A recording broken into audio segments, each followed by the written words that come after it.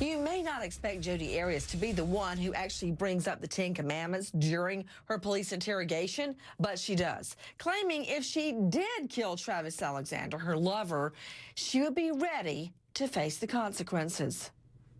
You have something to tell me, but you're just so resistant. I know you're afraid, but you're already going through it right now. There's no backing up. There's no backing up to yesterday. There's no backing up to that day. It already happened. And unfortunately, you're gonna have to face the consequences. You know, if I did that, I would be fully ready to face the consequences. I'm not really for things like, you know, I'm all for the 10 Commandments, thou shalt not kill. Mm-hmm. Okay. But there's no evidence to show anybody else did that. None. if Travis were here today, he would tell you that it wasn't me. No. My job is to speak for Travis right now, and everything Travis is telling me is that Jodi did this to me. Could it have been my blood from before? Your image is not important right now. Saving the rest of your life is. Listen, if I'm found guilty, I don't have a life. I'm not guilty. I didn't hurt Travis. If I hurt Travis, if I killed Travis, I would beg for the death penalty. I'll see you tomorrow night, 8 o'clock sharp Eastern, and until then, good night, friend.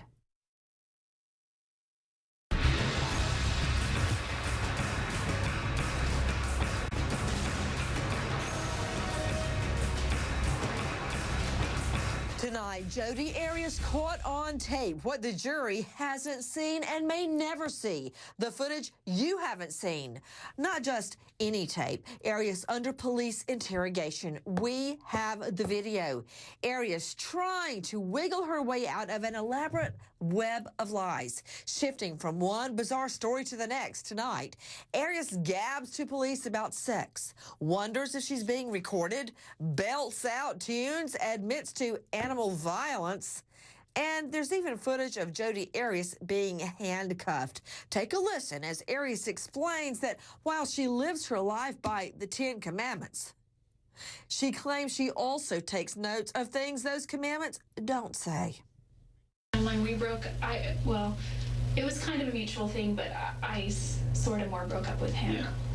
Yeah. And it was hard to do because I really loved him. But I just realized that without trust, you can't have anything, and I had violated his trust. Is that the main reason you guys broke up? Is the trust? Trust. I think that there's not that the relationship was unhealthy because of sexual activity, promiscuity, but just that you guys couldn't trust each other. I think that, and this doesn't make it right, I think that, you know, being a convert, you know, I've had a couple of serious relationships before where I was intimate with a few people. And it's kind of silly, but I used to always joke that regardless of what the Bible says, and yes, I'm Christian, I just live my life by the 10 Commandments, and those are my rules. Da, da, da, da, da. You know, thou shalt not this or that, but it doesn't say thou shalt not fornicate. He felt that the relationship between you and him was somewhat unhealthy, but he couldn't stop it. And I assume that's probably maybe the same way you felt about him, or maybe you didn't understand why he didn't believe it was healthy. No, I didn't think it was healthy either, spiritually at least, and probably emotionally, but mostly spiritually. And I think that kind of, once you have something that's not healthy spiritually, it filters through all aspects of your life. It's one of the main, there were three main reasons I moved back to Yreka, and one was I was in financial dire straits. I was not getting ahead, things were not working. Everything in Arizona was like, except for the wonderful friends that I made in my ward, and the opportunity. It's like the Mormon land of opportunity there, which is awesome, but except for all that, like every sign was pointing, just go, you know, I wasn't able to hold a job, and that had never happened before. Too much of my nightlife was about him. I haven't found the man that I want to marry, the person I want to spend my life with. But in my mind, Travis did, and I was happy for him, and I thought there was also a part of me that felt, if I stay, I'm going to jeopardize that for him as well. We both deserve to be happy. We both deserve to have, you know, be married in the temple. And that's where he wanted to go. So, I mean, I didn't know that Mimi didn't feel that way. I had never spoken to her except at church when I came down to Arizona. It was really brief. And it was the bishop who told me that, you know, she had essentially turned him down. And the last few, I mean, now that I think about it, he was really just, you know, in his attitude and stuff. And I just thought maybe that's just because we're just beginning to more distance ourselves. I didn't realize until I actually spoke with Ryan Burns. He told the guy that's in Utah. And we've been talking a lot, and we try not to talk about that because it's kind of like, ugh. And plus, Travis is my ex-boyfriend, but at the same time, he's my friend. So while I'm mourning my friend, how do you talk to your new potential, possible, maybe person that you might start dating about your friend, even though he was your ex-boyfriend? So it's kind of a gray area. I try not to talk about him too much, but he comes up a lot. And it was through him that I learned that he said, you know, if you come out to Utah, things are really weird because everyone thinks that you could have had a hand. Yeah. Who did this? I don't know, but if I go to trial for this, and if I'm convicted for this, whoever did this is going to be sitting very pretty somewhere. Glad that it wasn't them. And it's my job to make sure that an innocent person does not go to jail. But I don't see an innocent person sitting in front of me. I know that it's obvious I was there. No, it's obvious that you committed a crime, that you hurt There's Travis. no reason for me to hurt him. It's not like that. I know that you did this, and you refuse to tell me why. There's no You reason. refuse to tell me why. There's no reason somebody else would come in and do this to him. There's no motive whatsoever. I haven't found any. What is my motive? Jealousy, anger, fear, if you're being alone, angry at him for not keeping you in his life. I don't know. That's why I'm trying to figure it out. There are so many motives with you. What if I tell you somebody saw you there? A neighbor. Do you remember some of the neighbors? Just Know Dave. you? The next door neighbor? And his wife? I don't know his wife. Okay. What about some of the neighbors across the street? No, I've never met them. No. But you've hung around there quite a bit, and they know you. Yeah, they've seen you there on that day. I wasn't there that day. Jodi, you were there that day. And even if I'm trying to think, the majority of the time that I spent there, I had platinum blonde hair. So, I mean, I've never once said hi to them, met them, shook their hand, met them face to face across the street. When I spent time there, he wanted to keep it private, so it was, I spent the majority of my time inside. Not, you know, walking around outside. Except for a few times when I took his dog for a walk.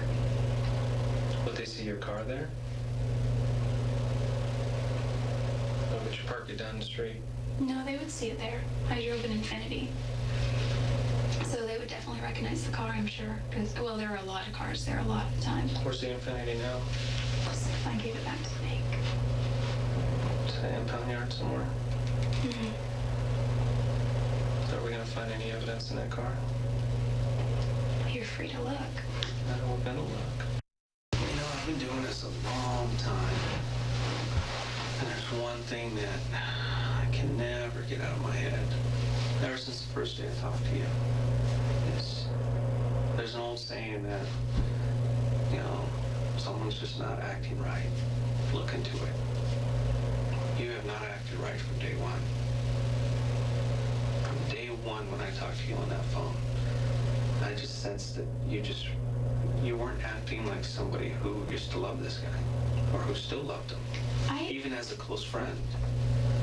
And even now, when I told you that I have all this evidence against you and that you're facing first-degree murder charges, you're just not acting right, Jodi. You're acting like somebody who's guilty. How so?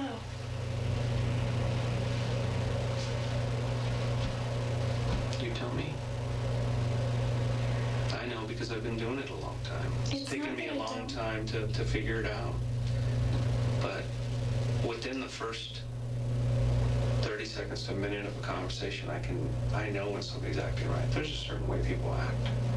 How did I act Okay, that would it's make not you like think? it's not like TV. It's not anything like that. It's not what you see in the movies. I see reality.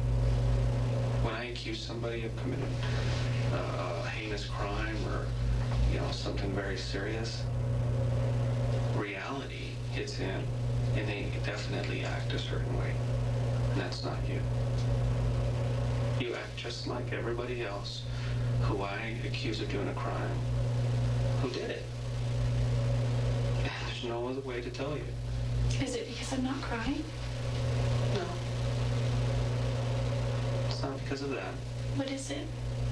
I mean, I'm not going to change how I act. No, So obviously it's you can't like- change the way you're acting. No, I mean, I am who I am. Okay, you're sincere in the way you're acting, but Well, how is it? you're just not telling the truth. How is it different? Well, it's not really something you need to focus on anymore. I think you need to focus on the truth, but it's something that you refuse. So if you don't want to continue, then we'll just move on to the next step. Listen, it's not that I didn't love Travis, and it's not that I don't still love him, but I really needed to move on. Mm-hmm. And the last... What prevented you from moving on? Nobody was preventing you from moving on. Well, the only person preventing me really from moving on was myself. We know you had a 25 auto. You guys reported it stolen. Recovered the ammunition and it matches. We recovered the shell casing. It matches the ammunition.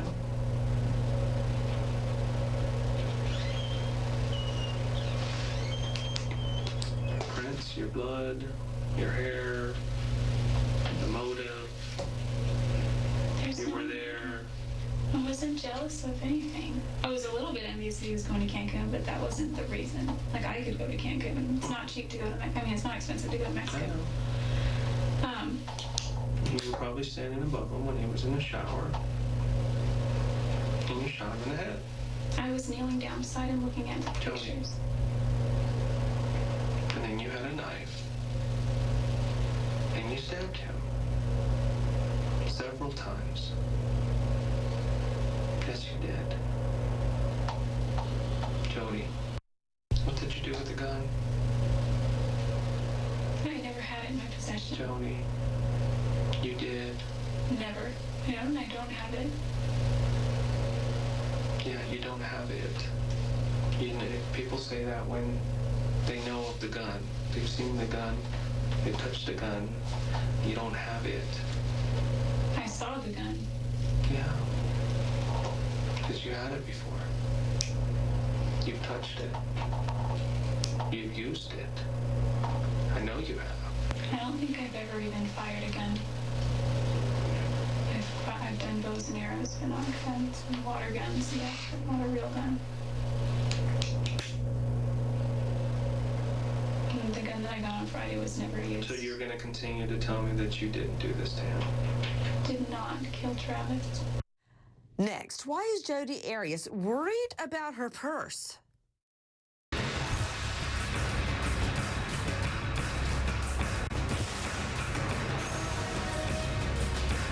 Jodi Arias is being questioned by police on suspicion of the brutal slaying of ex-lover Travis Alexander.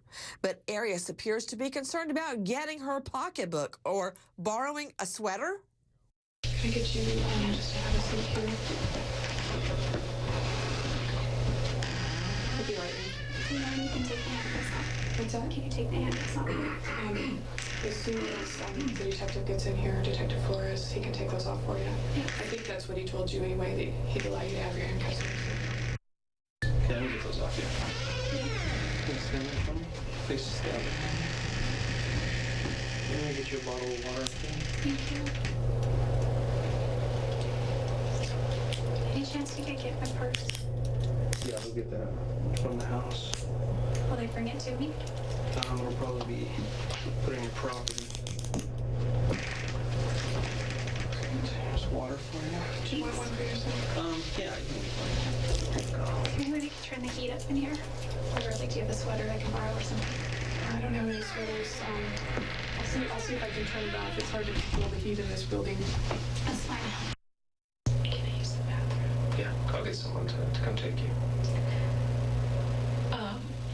You know, I'm not like violent and we're gonna run. It's Yreka.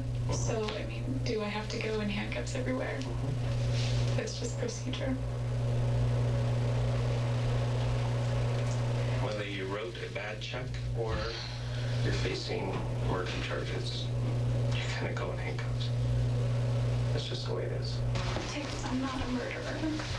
What kind of gun is that? I'm just curious. It's a Glock. I just bought a gun. Yeah, Jim? You probably found it by now.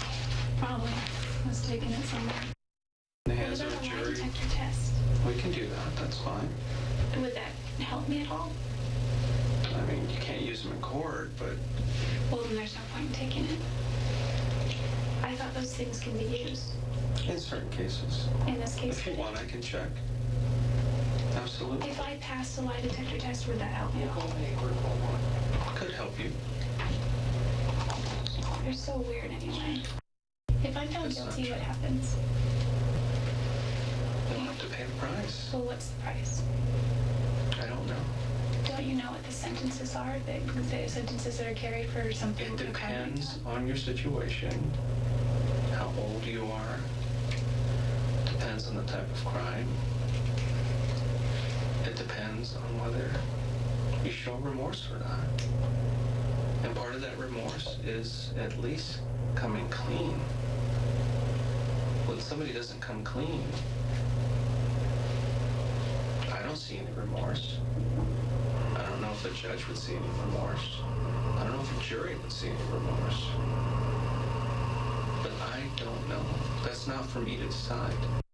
You would ask me, what have I been up to in the weeks since I got back? What did you mean by that? Just what have you been up to? Because I know this thing has to be weighing pretty heavy on me. I've been trying to put his death behind me.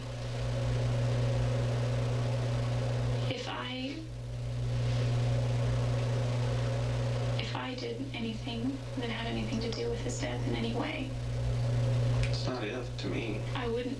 It's not if. It's not if at all. Well, to me it is. I would be more than remorseful.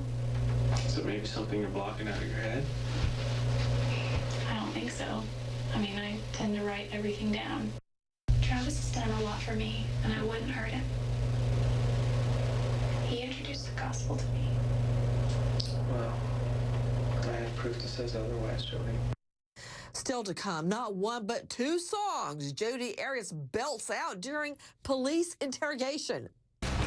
I don't know. I don't remember. Things we've gotten used to hearing in the Jodi Arias trial. Ironically, Arias herself sings a song about her memory while being interrogated by police. You've really got to see it to believe it, but that's not all. She also sings "Oh Holy Night." Throughout the song, Arias engages in extremely awkward behavior. I didn't hear you breathe. I wonder how am I still here. And I don't wanna lose a thing. It might change my memory. And I won't go. And I can't breathe until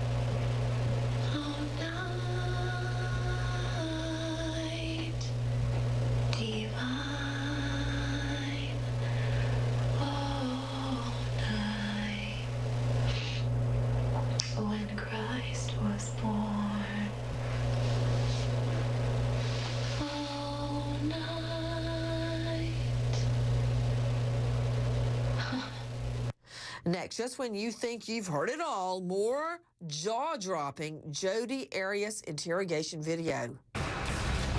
Tonight, Jodi Arias caught. The footage you have not seen, not just any tape. It's Arias under police interrogation. We have the video as Arias tries to wiggle her way out of an elaborate web of lies, shifting from one bizarre story to the next. Police pressing Arias during the questioning, but Arias is more concerned about whether she'll be on the news that night, even wondering whether Travis Alexander's family is talking to police. You went to a grand jury and a grand jury indicted you. So it's all public now? It's public record. So does everyone know? If somebody goes on and checks public record, they can check it. And they would come up with an indictment against you for murder. But it's going to be on the news tonight. We don't report anything to the news. Has his family called today? No. They don't even know that I'm talking to you. But they've been calling every day. Every day. Are you going to tell I them? talk to them every day. How would you feel if your little brother or little sister was killed? I've been wanting to call every day too. I didn't want to look obsessive, so I just tried to limit it to once a week. I know the relationship that you guys had was of convenience sometimes. Obviously, you weren't boyfriend, girlfriend anymore, but you were still having a sexual relationship, which, Does his family know about that? Just curious. no, his family doesn't know anything. Yeah. I'm interested in protecting how he's remembered as well, and he was Well, I'm sure if Travis could speak right now, he wouldn't care what people thought about him, because they knew who he was. I've been working at a Mexican restaurant in the north end of town. I've been kind of in a daze, at least for the first few weeks. Like everybody, you know. Yeah. I know that a lot of people have been posting on Facebook really nice things, and memories, and at one point I was like, well, maybe I should do that. So I posted this thing and I just said all my memories, and I realized looking back on it that it kind of sounded immature. It's more like my Dear Travis kind of letter. And so I took it down because... More personal? Yeah, some of it was details that were a little more personal. Not too personal, nothing inappropriate. I just felt funny. I think because I'm a photographer, I tend to communicate more through pictures, so I posted a ton of pictures that I had of him, and I have a ton more that I just can't access right now, and videos and things that I know his family would want, but so I posted pictures and I took that down, and I posted something last week, but other than that, I've been on Facebook and MySpace a lot, looking at his profile, looking at his pictures, reading things about his obituaries and any news updates, and there's legacy.com where you can write something about him. Yeah. I've seen a lot of those postings. I'm begging you to at least come clean and tell me why. Because I don't want to leave here today not knowing, because it's gonna follow me forever. I wish that I had answers. I'm sorry.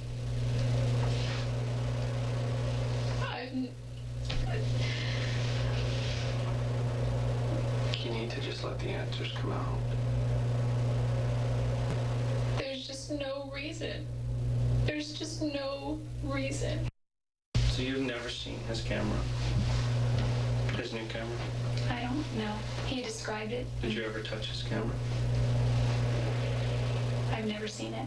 Okay, so there's no reason your fingerprints should be on it. Okay. Because that thing's off at a lab right now. And they're hopeful that they can get some prints off the camera. Okay. And if your prints come back on that camera, what are you going to say?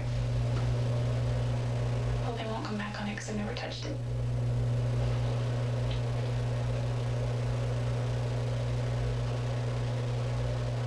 And you still can't explain the rest of this stuff.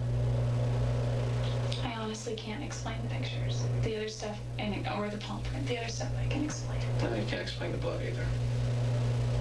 Because that blood is in blood. I mean, it's part of the print. Unless you cut yourself at the beginning of the year and left your palm print in blood, and it stayed there until he was killed. I cut myself. It wasn't the beginning of the year. It was before convention. No, you can't explain it. I'd have to say early March. That palm print is there in blood. Partially yours and partially his. Is it possible that there's just like any other way in the universe that could have gotten there? Possible. Probable is the question you need to ask, and probable is absolutely not probable. I understand that, but it is possible. Anything is possible.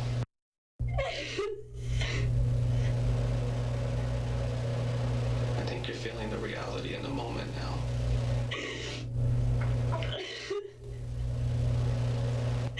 No, I'm just feeling all of the things that I'm going to potentially miss out on with my family, and I think of all the things that Travis's family is going to miss out on with Travis.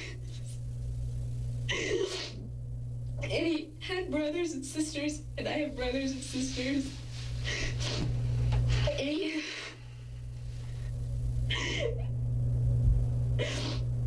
It's not fair.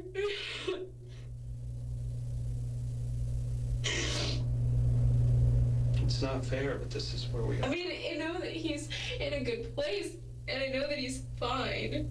I know that he's doing great. But what about all of his friends, all of his family that are here, and they're just going through all of this, and I know that it's temporary, but it's so very much right now. I know that I didn't take Travis's life. And I know that you don't. I know you did. Okay, no, you don't believe me. I don't believe you. As long as I am here, someone else is happy. And it's not them. So you're just gonna let these two people get away with it? There's not even any way to identify them. One was male, one was female. They were taller than me. Not by a whole lot.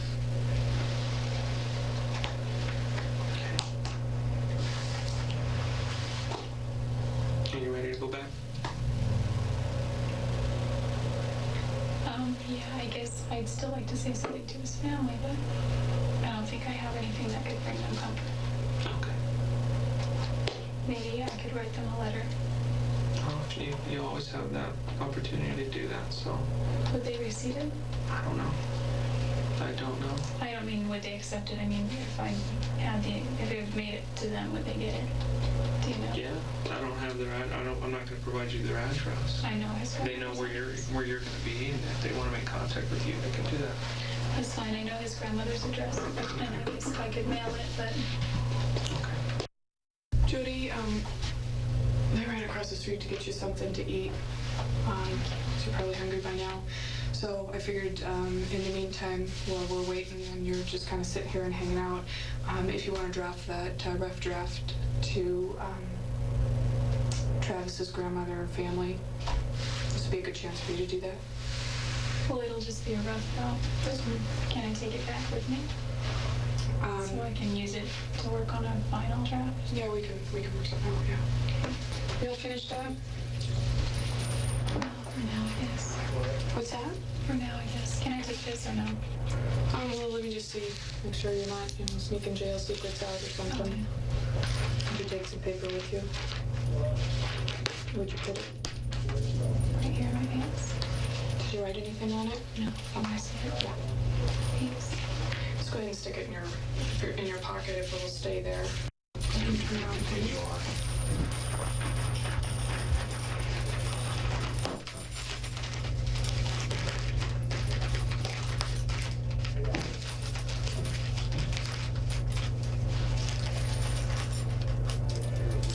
Okay. You ready to go? I think so.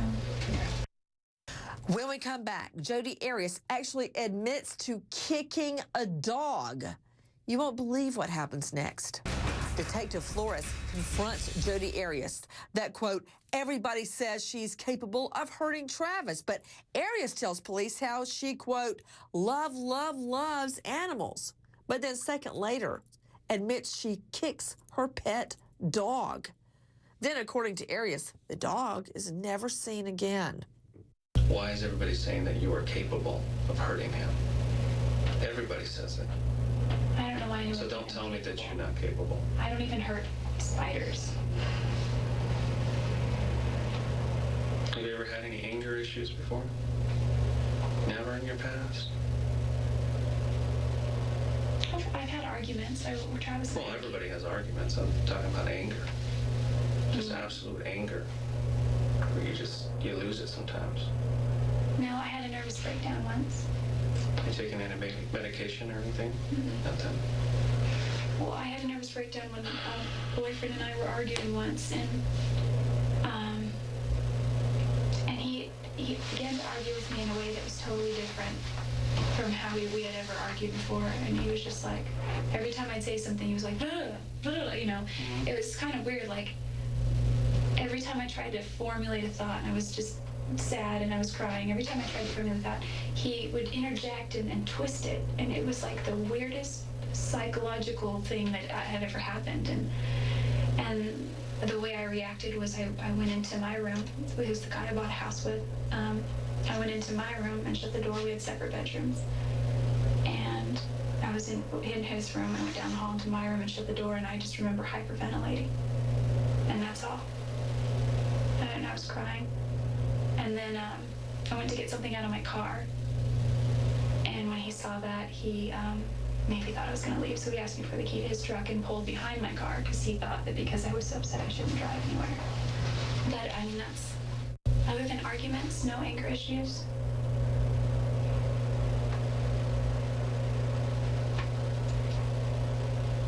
That I can remember.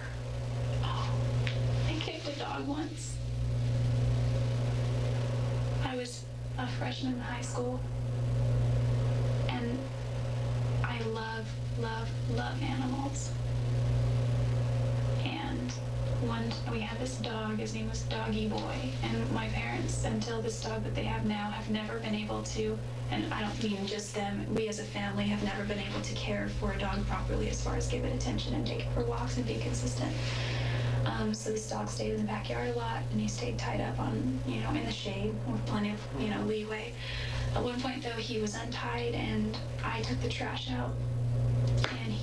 And this is when my little brother and sister were still in diapers, and he tore this, it was a diaper trash, and he tore diapers all over the yard.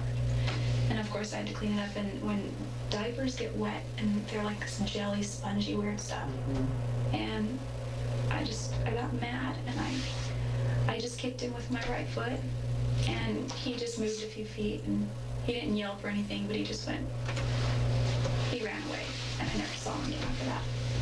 And I mean, that's probably an anger issue, I guess. But well, one time kicking a dog is not an anger issue. It changed my world as far as animal treatment goes, because I've never seen him since. And I need to apologize for that to him. I know it sounds weird, my relationship with animals. It's kind of like they're like people too, they have souls. What you need to do is you need to apologize to Travis. But you just refuse. I can't help you anymore if you're not gonna help yourself. I just finished the book, The Road Less Traveled, and he said, the true definition of sanity is dedication to reality at all costs. So I think at times, I may have, prayed or meditated upon a certain way, like me being wealthy or something like that, but... Well, this is definitely reality. We are sitting here inside of an office, the sheriff's department, and you are facing first-degree murder charges. What is the and difference? You are going to be booked into jail, and eventually you will be brought back to Arizona, and you will stand trial. That's the reality. And once you realize that, I think you'll be better for it. And if you really wanted to embrace reality, you would sit here and explain to me why this happened.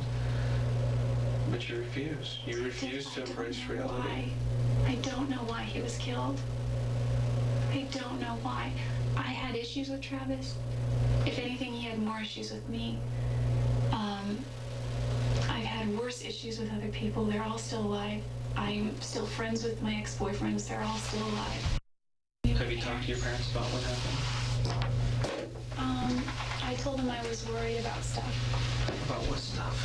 I said that, well, they knew I was upset about Travis, and I feel really bad by the way I was acting, because I wasn't, especially toward my grandparents. There were a lot of times. Why are they not surprised that you're sitting here talking to me about this? What do you mean? They're not surprised. They're concerned. They're hurt. I haven't, but my other detectives have. And they're very concerned with you. But they kind of suspected that you had something to do with Travis's death as well. Whose parents think that? That's because I told them that a lot of people were dropping my name, and I said, I'm not worried about it because I didn't do it. I said, but it's hurting my reputation right now. You've seen Arias exhibit very odd behavior, to say the very least, but now watch closely as she awkwardly asks the police if she's being recorded, even inspecting items in the police interrogation room. I want to kind of clarify some of these things. And, if there's a question that you don't want to answer, you don't feel comfortable, you can say no, or, you can elaborate as much as you want. It's completely up to you. It's at your speed. I don't want to pressure you. Is this recorded at all, or should we? I don't know if there's a recording or something. I don't know if these are voice recorders. I noticed if they had a video, or if they have audio, or batteries, or what. I don't think they're on. That'd be really cool. It's okay. Yeah, I haven't touched those or anything, but Oh, okay. It's not that I'm not remorseful that he died. I didn't kill him. I didn't take his life. Did you have anything to do with it? I had nothing to do with his death at all. At all. The reason I hesitate is because maybe this is something that's wrong with me psychologically, is I think of the butterfly effect. And it's like, you could say that the guy pumping gas down at the gas station could have potentially, because you see all these movies, these funky movies where it's like this affected this, which affected this, which affected this, if he had never done this. I know if you had never met him, he'd probably still be alive. That's true. Yeah, but that's because you killed him. No. Jodi, you did. I did not. Jodi. When we come back, Jodi Arias surveillance footage neither you nor the jury has seen. The police handcuffed Jodi Arias, and it's all caught on tape. I need a story, or else it's just cold. It's so cold. You don't look like the person that would plan something like this. You're just not that person. I can believe other things, but not that. But without the truth, I can't paint another picture.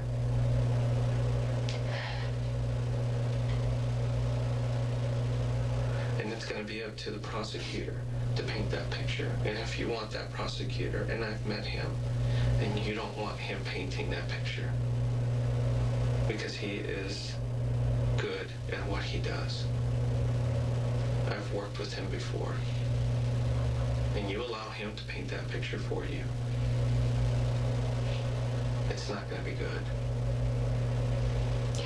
It looks like you don't really need anything. It just looks like, it looks like you don't even need a good prosecutor anyway. So, You're right. Here's your shoes. Why don't you go ahead and put those on? Go ahead and stop right there and just turn around. Put your hands behind your back.